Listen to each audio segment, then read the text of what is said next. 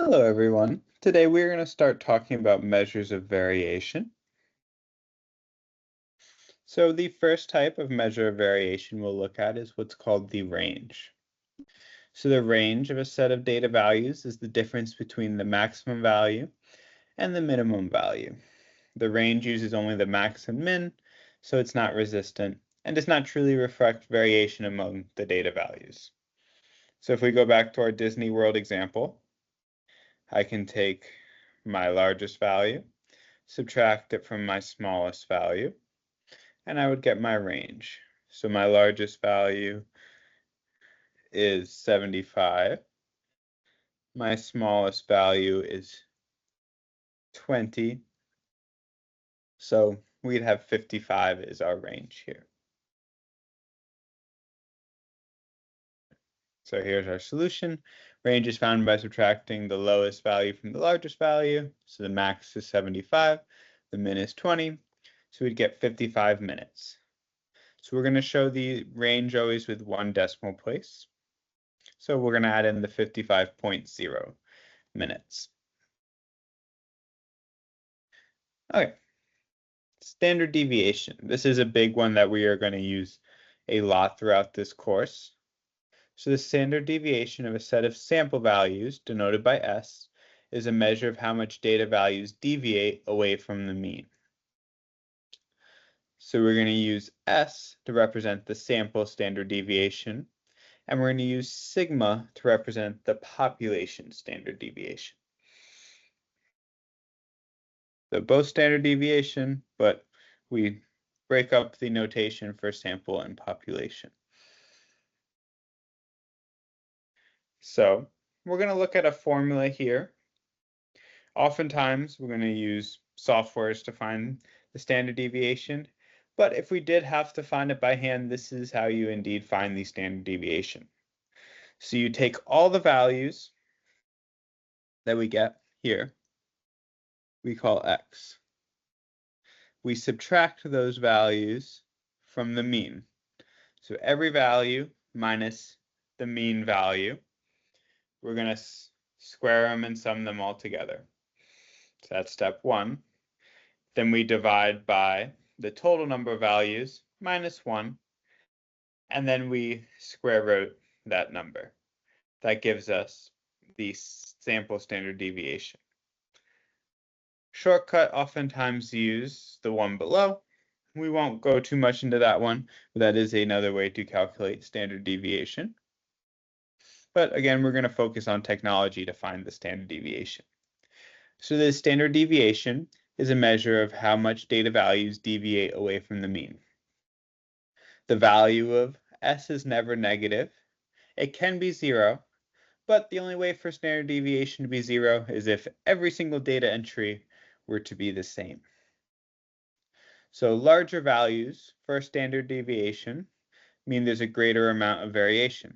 A small standard deviation means all the values are somewhat close together. The standard deviation S can increase dramatically with outliers, so it would not be resistant either. So the units of S are the same as the original data values. So if the original data values are in inches, standard deviation would also be in inches as well. Okay, so we're going to look at an example here of actually computing it by hand. And this is going to kind of show why we typically use technology to find the standard deviation. So when we do our labs using SPSS, we will find standard deviation in that method. You can also use other pieces of technology to find the standard deviation. It's going to be quite rare that we compute these by hand.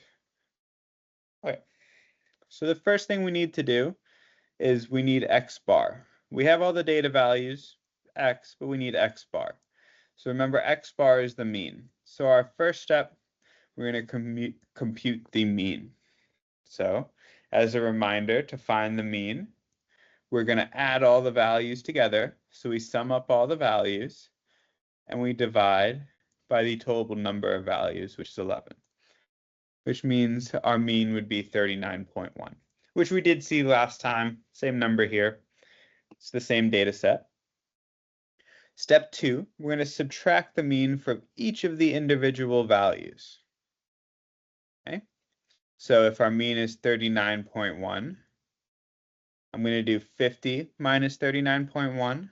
I'm going to do 25 minus 39.1, 75 minus 39.1. So all of those values in the original data set up top here, I'm going to take all those numbers and subtract each one by 39.1. And that's where we're going to get these following numbers. So we take the original number, subtract away the mean. So some of these numbers will be negative. If the number is smaller than the mean, you're going to get a negative number here. Oops, I missed the 10.9. Step 3, we're going to square all of these numbers now. So when we square it, that's when all of those negative symbols go away. So we square every single one of those numbers,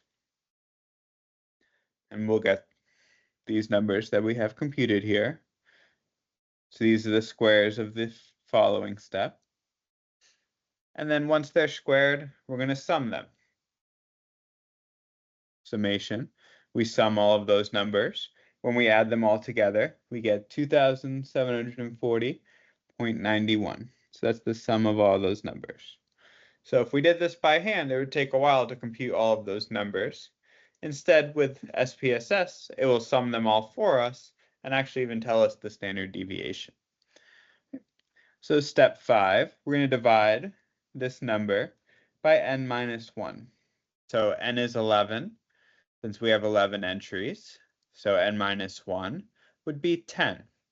So we have 2,740.91 divided by 10. So we'd get 274.091. And then our last step is we just need to take the square root here. We square root this number, and we'd get 16.556. So that means that is our standard deviation, S. But a lot of times we're going to round this to 1 or more decimal places. Here we'll stick with 1 decimal place. When we're working on homework and stuff like that, it will always tell you how many decimal places you need to round to. In this case, we'll round it to 1. So we'd say our standard deviation is about 16.6 minutes.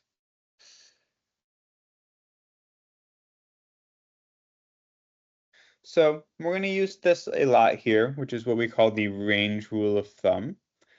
So the idea is that 95% of the data or more should lie in between 2 standard deviations of the mean. If you're not within 2 standard deviations of the mean, we consider those significant values. So significantly lower or higher than the values. So mu minus 2 sigma, what this is saying is if I take my mean value and subtract 2 standard deviations, anything lower than that number is going to be called significantly low. On the other hand, if we take our mean and add 2 standard deviations to it, we'd say those values are significantly high. And then anything in between is not significant. So 95% of our values should be considered not significant, and then 5% could fall on those outsides.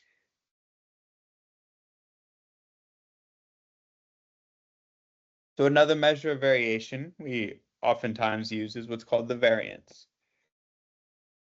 So the variance of a set of values is a measure of variation equal to the square of the standard deviation. So to find variance, we just find standard deviation and square that number. The units of variance are the squares of the units of the original data value, meaning if everything's measured in feet, the variance would be feet squared. If everything was measured in meters, it'd be meters squared. So the value of the variance can increase dramatically with the inclusion of outliers, since it's using the same numbers from the standard deviation and we're just squaring it, so it's going to actually be impacted more with the inclusion of outliers. And since this value is being squared, variance could never be negative.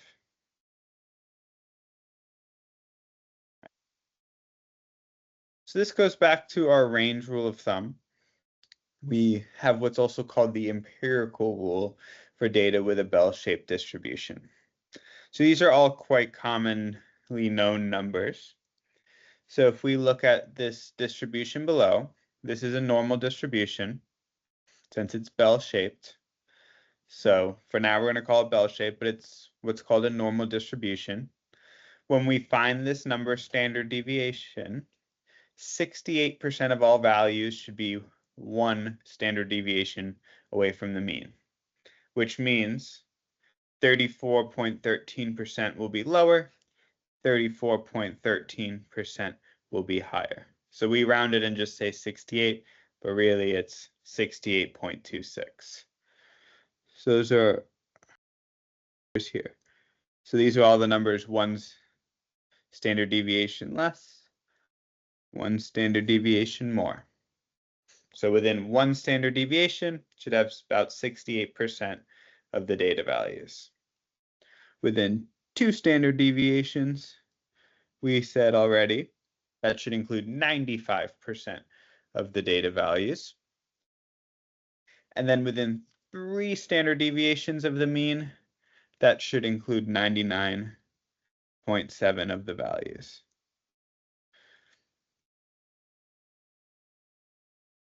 And of course, it's half on either side. So 34 on either side for one standard deviation, 13.59 more between 1 and 2 standard deviations, but we're adding those numbers together. So 27-ish% more, 68 plus 27, that's where that 95 is coming from. I'm taking a little example here.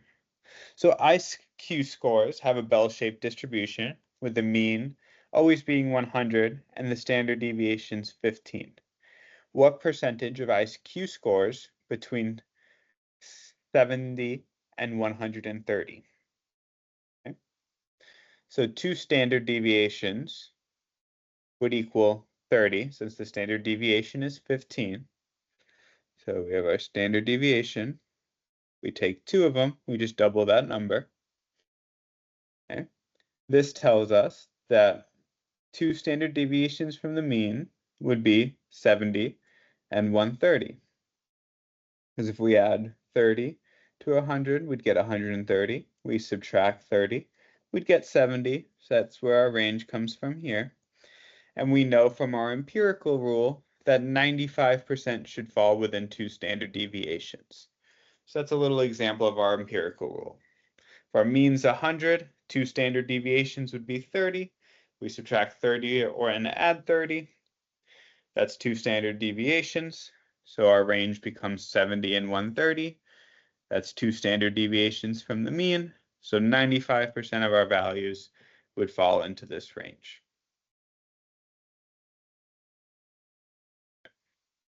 So we have another theorem here that we can use if the data is not normal or not bell-shaped.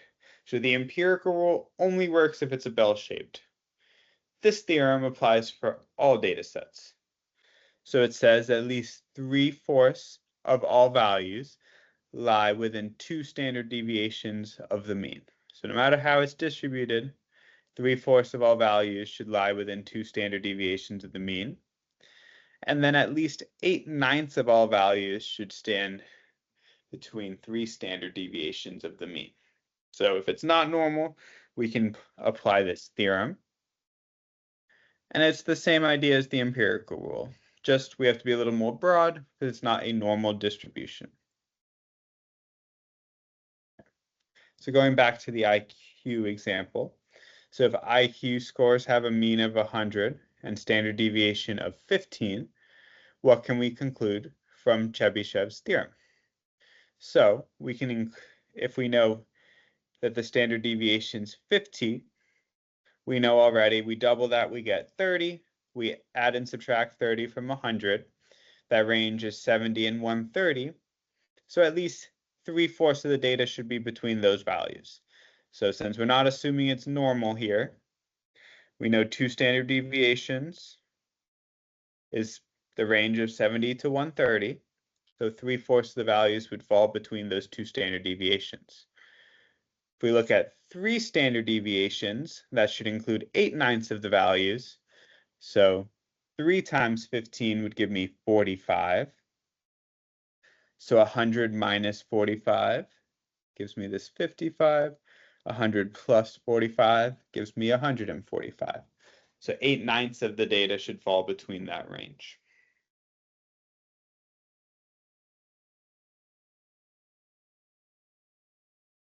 So a quick definition here.